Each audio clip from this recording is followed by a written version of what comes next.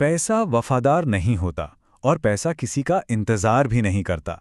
ये कोई मामूली बात नहीं है, बल्कि एक बहुत ही कठोर सच्चाई है। आज की इस दिखावे की दुनिया में, जहां हर कोई बस अपना झूठा स्टेटस चमकाने में लगा है, वहीं ये सदियों पुरानी बात हमें याद दिलाती है कि वेल्थ बनाना कोई भावनाओं का खेल बिल्कुल नहीं है। सच तो ये है कि एक बेहद निर्मम, एकदम रूथलेस और रणनीतिक गेम है। इस एक्सप्लेनर में हम डिकोड करने वाले हैं 2300 साल पुराने चाणक्य कोड को। द नेक्स्ट यू 108 के नजरिए से ये प्राचीन रणनीतियां आज के समय में फाइनेंशियल रेजिलियंस यानी आर्थिक मजबूती के लिए एकदम सटीक बैठती हैं। हमारा मकसद बहुत साफ है, एक बड़ा माइंडसेट शिफ्ट लाना, इमोशनल स्पेंडिंग की उन पुरानी आदतों को पीछे छोड़कर पूरी तरह से एक रणनीतिक वेल्थ बिल्डिंग माइंडसेट की तरफ बढ़ना। सबसे पहले इस पैराडाइम शिफ्ट को समझना बहुत जरूरी है। यथार्थ यानी लॉजिक और असलियत और माया यानी फाइनेंशियल इल्यूजन के बीच का अंतर बहुत गहरा होता है। दूसरों को इम्प्रेस करने के लिए क्रेडिट कार्ड पर महंगी चीजें खरीदना या हर वक्त स्टेटस की चिंता करना, ये सब बस एक मनोवैज्ञानिक जाल है। प्राचीन दर्शन में इसे ही माया कहा गया है।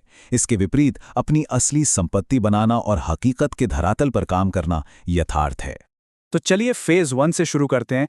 पैसा कोई भावना नहीं समझता।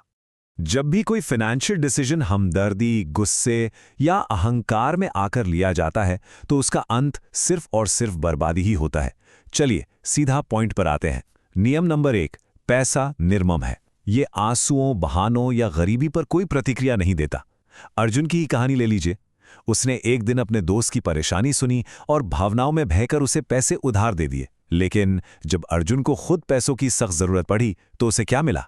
सिर्फ बहाने। अंत में पैसा भी गया और वो रिश्ता भी। पैसे के मामले में दिल को स्विच ऑफ और दिमाग को स्विच ऑन रखना ही एकमात्र रास्ता है। यहां दो तरह के माइंडसेट होते हैं, एक है द प्लीजर और दूसरा द स्ट्रेटेजिस्ट। अगर बिजनेस में हमेशा सबको खुश करने की कोशिश की जाएगी तो पीछे रह जाना बिल्कुल तय है। दिनेश नाम के एक स्ट्रेटेजिस्ट को ही देखिए। उसने अपनी सीमाएं एकदम सख्त रखी थीं। यह स्पष्ट कर दिया था कि डेडलाइन और कीमत में कभी कोई बदलाव नहीं होगा। नतीजा क्या हुआ? उसे हमेशा समय पर पेमेंट मिला और मार्केट में इज्जत भी। जबकि सबको खुश करने वाला इंसान हमेशा संघर्ष ही करता रह जाता है। एक बहुत पुरानी कहावत है, जंगल में सबसे सीधे पेड़ों को सबसे पहले काटा जाता है। ये छठा नियम रणनीतिक उदारता के बारे में बात करता है।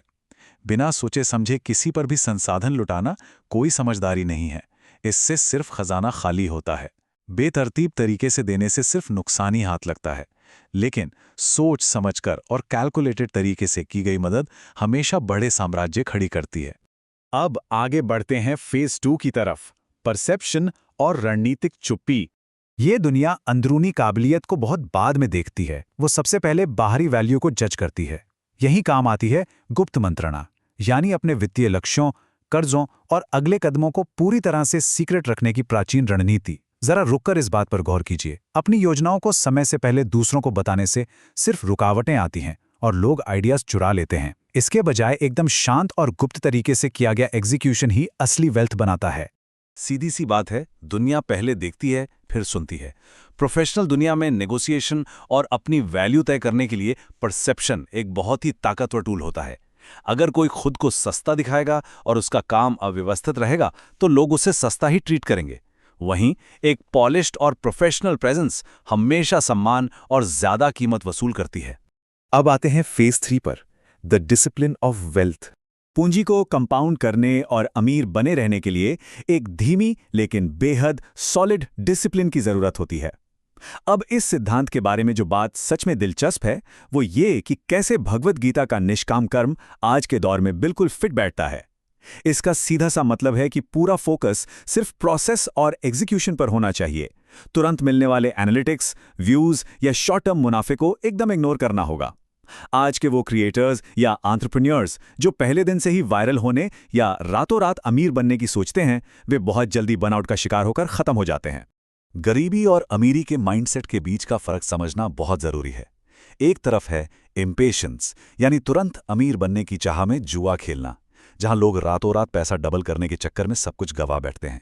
दूसरी तरफ है पेशेंस, जहां एक समझदार इंसान अपने पैसे इंडेक्स फंड में इन्वेस्ट करता है और शांति से सालों तक धैर्य रखता है।